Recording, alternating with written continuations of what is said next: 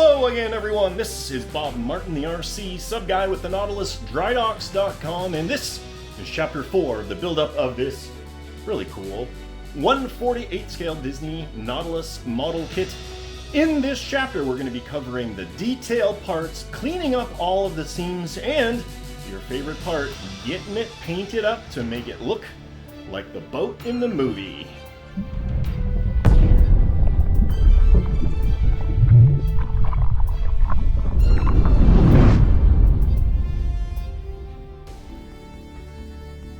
So you can see we've basically put on the detail parts. I didn't go into this because literally it's very, very simple. Placement is all you need to worry about. You've got your cleats and bollards in the front here. The other areas you're going to see that are in the back of the boat here and here.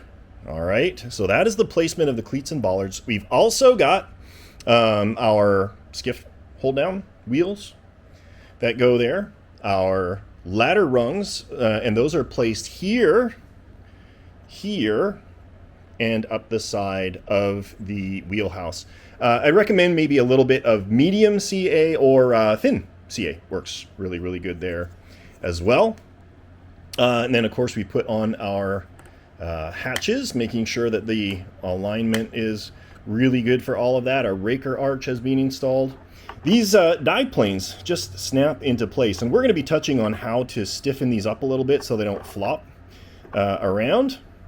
But these just snap in really nicely because it's thin enough here it'll push out and then trap the dive planes in. These are a different story. You just need to take a file and just file down the tips of the little nubs there, and this will just snap right in a similar fashion. Really, really good. And then, of course, your rear dive planes there as well. And your aft, your dorsal hatch goes there. One note about the trim tabs up front. These are not rectangles. If you take a close look at this, it's actually curved to match the curve of the hull. So if you install these backwards, they're going to hit on the edges. You want to make sure that you install them so that the curve matches the hull. All right, we are looking now for perfection in our side keel alignment, and then we're going to be doing filling. So a couple places you can see this alignment is not perfect. It's out by about 0.5 millimeter. I don't like it. So, and then my seam here is out maybe again 0.5 millimeter or something. It's just going to make your life a lot easier if this is perfectly aligned. So all we're going to do is bust out your heat gun and heat up this area right here. And that'll allow you to adjust how those side keels interface with each other. And you can do that for anywhere. But you can see the rest of mine are actually really, really good. They're perfectly smooth. And once we put some filler in there, you're never even going to be able to tell they were there. So let me heat this up. I'll show you what it looks like after. So a little heat, and you can see this has straightened itself right back up. It's looking good. I'm going to tack it in place now with a little dab of CA on the very tip, and that'll lock it in place. And then we're going to start talking about fillers. One quick note about the hatches that I forgot to mention. There's 2 different sizes, people. Check them before you try and put them on. We got little ones for the front of the wheelhouse and for the ventral hatch on the bottom there. And then we got our big boy right here that goes on the back of the dorsal fin. So this is the big one. The other ones are smaller. Get them right or it's going to look awfully strange. All right, it's time to do some filling, and if you want to make your life a lot easier, grab some of these little, how big are these? 3 mil syringes off Amazon. You can probably get about 100 of them for a nickel. And then we're going to use our nitrostan, our glazing putty, and we're going to start filling. Now, this is what I got going on. What you do is you take your syringe and you just go over the seam, squeeze it in there, and then you can use a paper towel and you can rub it, and that'll get the big lip that you just created off of there. But what it'll leave, and you'll see, especially once it dries, you do leave a little seam in there, and that's actually what I'm going for. I find if you try and hide these too much, it becomes too obvious, if that makes sense. Whereas with the Nautilus, because you got so many of these panel lines, you can leave it and it just becomes another panel line. So that's what I'm going to do. I'm going to go through all of the worst areas in here and fill it with the glazing putty. You may need to do 2 layers because this actually contracts when it dries. So let it dry, air dry, hit it again if you need to, and eventually you get to the point where it's smoothish enough for you to proceed. But you know, this was a mix, for example, had a little hairline seam in here, filled that, but these were all tight, so I didn't need to fill that. And in this area here, I just went through the panels. I left the rivets alone, and we'll be, well, you know, maybe I'll go over. I don't know. We'll see. But fill it. The hull has panel lines, the rakers do not. So in this particular seam, overfill it, let it dry, and then you just need to do a little sanding, and it'll look really good. All right, did some ruminating about the dive planes. Really, this is the only one that's an issue because all of the other ones are balanced about the center point. And especially once we get some paint and primer in there, it'll kind of goober up the swivel. But this doesn't. So what I did, I just happened to have a little chunk of cured silicone stuck to the side of my desk, and I wedged it into that pocket and then inserted the dive plane. And what that did is it increased the amount of friction in that swivel, and now you can just set your angle. And of course, this isn't a problem if you just always want to display it level. Just glue it in level, of course. All right, we're getting ready for primer, which means we got to mask off all the things that we don't want to get painted. So I started with the wheelhouse window. You just take a flat piece of masking tape. The real trick to this, guys, is to make sure that the edges all get pressed down tightly against the wheelhouse window. So push it in, use your fingernail, drive it into that wedge, cut it with a very, very sharp hobby knife, trace around. And then once that's done, use like a pencil and just lay all that tape tight, tight, tight against the clear part. If you don't do that when you paint, it's going to get in behind the tape, wick in, and make a big, nasty, ugly mess. All right, and then the other thing that we're doing right here, I marked out using our salon window frame, the outside perimeter. And what Jason's doing here is he's cut out on tape, using this as a template, a mask. So we're going to get all the floodlights and all the salon area masked off in one fell swoop. And then all of that will be masked once we apply it. The only other area you need to worry about are the alligator eyes and the rear of the wheelhouse there. Same thing. Run your pencil around the outside. Make sure there's no chance of the paint getting in there. And then, of course, you want to make sure your breathers are down and your hatches are closed. Right? Don't forget that they're open and start hosing things down with paint, because all your beautiful paint job will go to waste. Before we prime, I'm going to install the RAM. Now, your RAM kind of looked like this in your package, right? But you can see it's warped a little bit. That's just naturally occurring through the process of manufacturing. It's the most prone part to damage. You know, if it's just resin, it can get knocked off, broken. Don't want that. So grab some brass tube, and if you want to do this step, you can do it. This is fine. This is fine. But you need to grab some brass tube, and that brass tube is 5/16 diameter, or works out to 8 millimeters. So if you got access to metric or imperial, you're going to be in good shape. Now I cut this to a length of 6 inches, which is about exactly what you need. The only thing you need to do is put your RAM on here. I'm going to use my lathe, but you don't have to. You can use your rotary tool and grind the edge here so that it fits inside the tube, and then I'll retouch base here in a second. And here is my completed ram. Looking pretty good. What you're going to want to do before you install this, just grab a little 220 sandpaper and rough up the shaft. Your paint will stick exponentially better.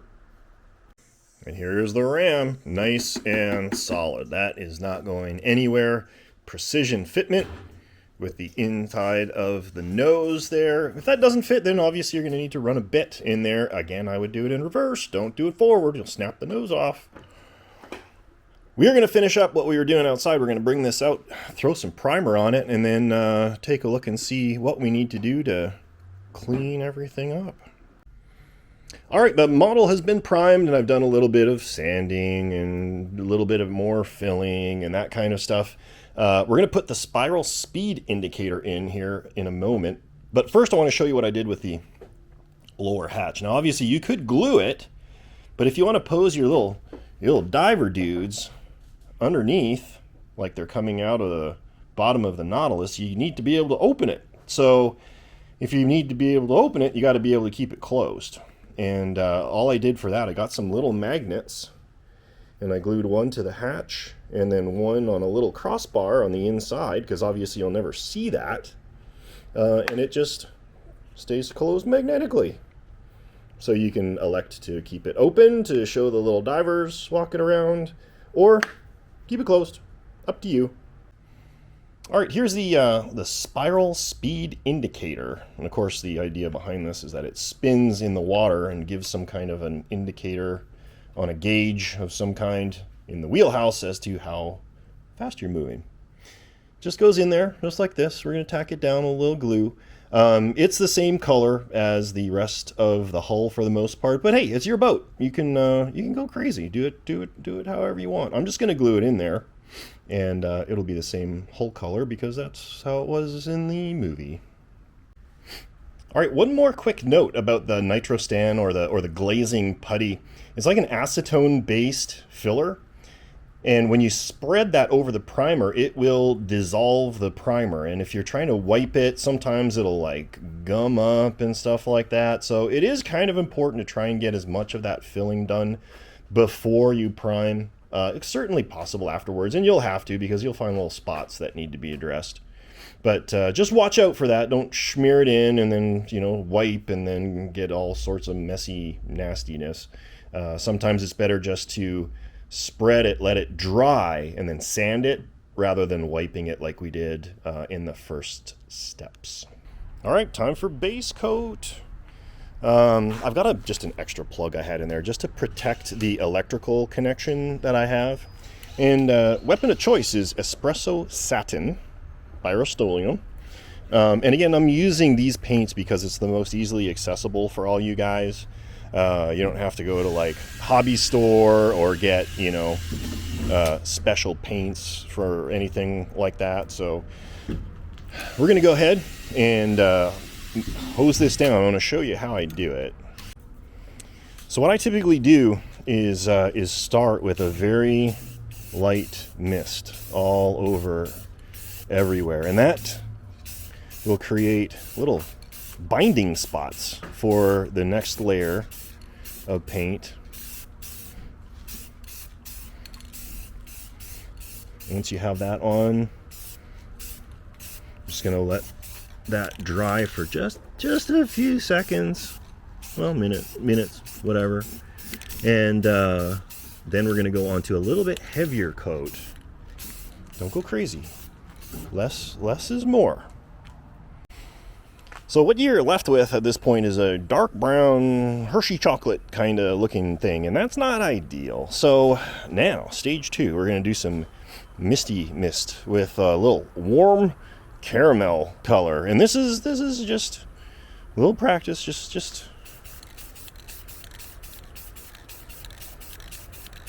what these speckles will do is break up the color and just add a lot of kind of visual interest to the boat. And if you end up with some heavier areas and little splotches, that's not a bad thing, really. So just give it a little misty mist, and if you don't like it, go back over it with the brown and start over again. All right, Logan here is painting up the figures. Obviously, this is not rocket science, guys. You can paint these however you want. But just a couple of notes. These figures were modeled off of this specific scene from the movie. And in this scene, Professor Aronnax is wearing a jacket furnished by Nemo. So it's a blue jacket, tan pants. So that would be what you would be looking at for him. And then obviously Nemo is in his smoking jacket, which would be red. And then Ned is modeled with his stripy shirt, which is sort of iconic there. So just a little note about the painting scheme. But again, you can do whatever you want. Now this is the finish that we got going on. It's kind of speckled, right? And we talked about this before. It just breaks up that solid color. And again, I'm simplifying the painting process. You can get as crazy as you want. Some of you guys are professionals. You've been doing it for decades. Do your own thing. This is just the quick and dirty way to make it look good. I'm going to airbrush the panel lines. You don't have to, but I think it breaks the hull up and makes it a little less monochromatic. I've mixed up, not flat black, but I've mixed in a little bit of brown with that as well. Red brown, which kind of looks like yellow brown to me, like baby diaper brown. So it's going to be a little bit of a less of a contrast in here. So I'm going to fire up the airbrush. I'm going to highlight all these panels and show you what it looks like when it's all done. And here we have the finished boat. Not finished. It's been painted.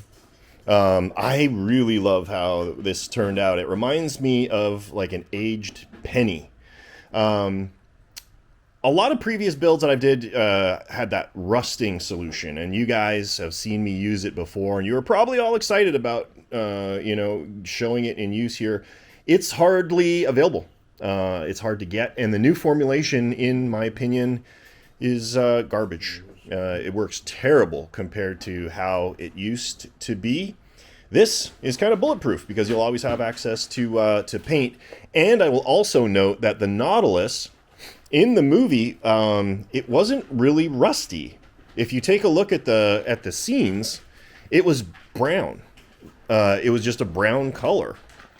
So this more, I think, accurately portrays the Nautilus as she would have looked in the movie. The other thing I did, I just added a little bit of paint on the inside of the hatches there a little bit, and also painted the seats in the skiff. All of these detail parts are drying right now, so we're just going to leave this alone for a little bit. All right, let's talk about assembly of our beautiful little skiff here. You can see I've already done one side, and this all slides, this whole assembly. Super cool. So all you do is take the smaller piece, slide it up into the pocket on the bottom piece. There we go, just like that. And then we got these little flanges that are going to ride on the inside rails. There we go, just like that. And now you can slide the whole thing forward and backward.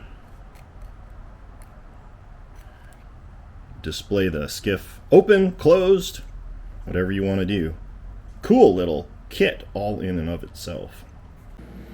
All right, we are continuing on with the floodlight scenario for the boat, and just double checking the size in here. I did notice that the alligator eyes take a much larger lens.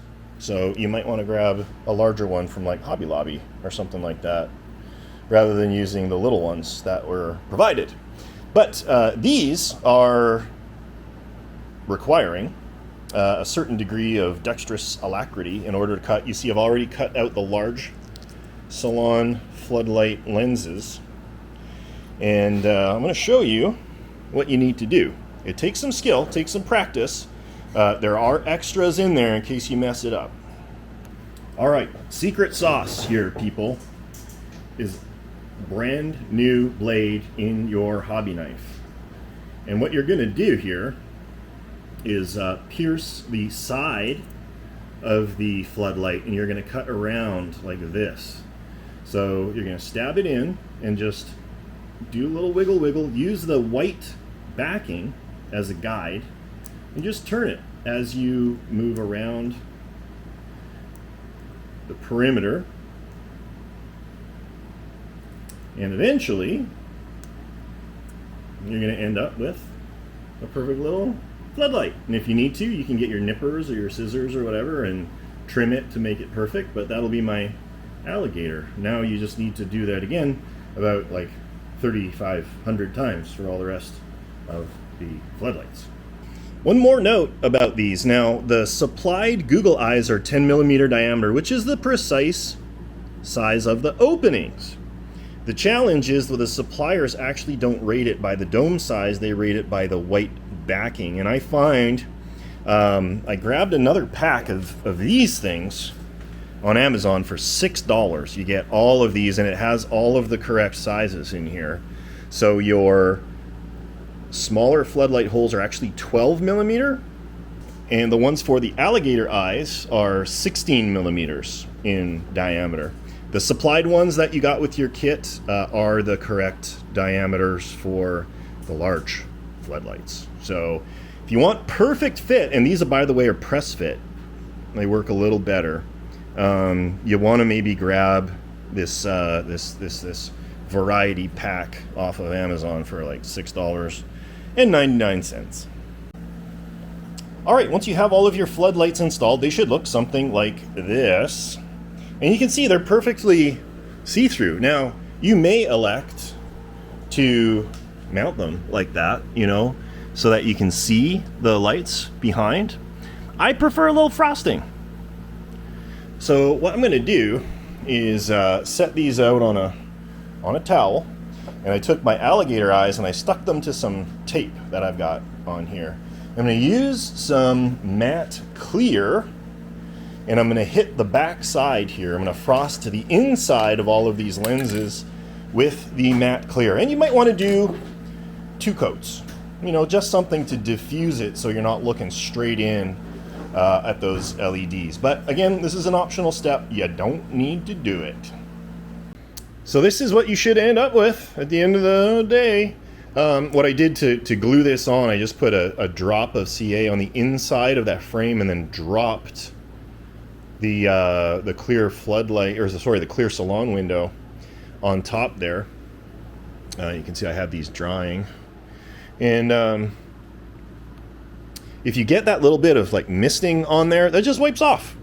It comes from the cyanoacrylate. It kind of clouds it, so don't worry about that. It comes right off, just wipes right off.